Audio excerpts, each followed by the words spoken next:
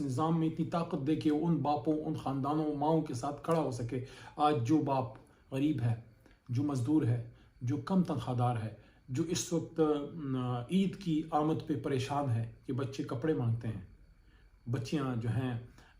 उनकी मेहंदी और चूड़ियाँ मांगती हैं, माएँ उनके जो है और घर वालियाँ उनके कुछ तोहफ़े तोहफ़ मांगती हैं, कुछ ईद की ख़रीदारियाँ चाहती हैं और उनका जेब उसकी इजाज़त नहीं देता। तो ये सब चीज़ें देखने के बाद जब उसके दिल में एक परेशानी और जो चेहरे पे आयाँ होती है, उस बाप के जज्बे और उसके हौसले को सलाम। और वो बेटे जो इस वक्त सऊदी अरब और दुबई या किसी और मुल्क में मेहनत मजदूरी कर रहे हैं, पाकिस्तान अपना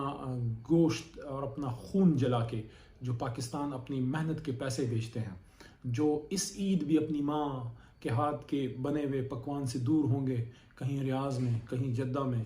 कहीं ताइफ में, कहीं अमारात में, कहीं ऑस्ट्रेलिया में, कहीं लंदन में। वो अल्लामा का क्या शेर है कि लंदन में भी ना छूटे हमसे आदाब सहर खेज़ी। तो वो क्या है कि बेआह सहर गाही आता नहीं, हाथ बेआह सहर गाही, कि लंदन में भी ना छूटे हमसे आदाब सहर खेज़ी, कुछ हाथ नहीं आता बेआह सहर गाही। कि आप जब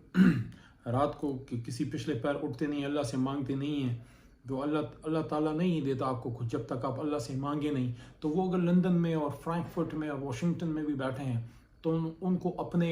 जेहलम की या उनको अपने दूर अफ्तादा कश्मीर के किसी गांव में बॉर्डर के करीब या खैबर पख्तूनख्वा के पहाड़ों या बलूचिस्तान के मैदानों में कहीं अपने घर की याद ज़रूर आती है। कोई 2 आँखें 4 आँखें उनका इंतज़ार कर रही हैं, जो कुर्बानी ये दे रहे हैं उस कुर्बानी को सलाम। और जो बॉर्डर पे हमारे जवान खड़े हैं और जो इस ईद में भी अपनी माँ, अपने बच्चों से, अपने घर वाले, अपने वाइफ से, अपने वालिदैन से दूर हैं और हाथ में पाकिस्तान की वाह फैक्ट्री की बनी हुई G3 पकड़ के बॉर्डर पे खड़े, दुश्मन की आंखों में आंखें डाले अपनी ईद बॉर्डर पे गुजार रहे हैं और अपने दिल पे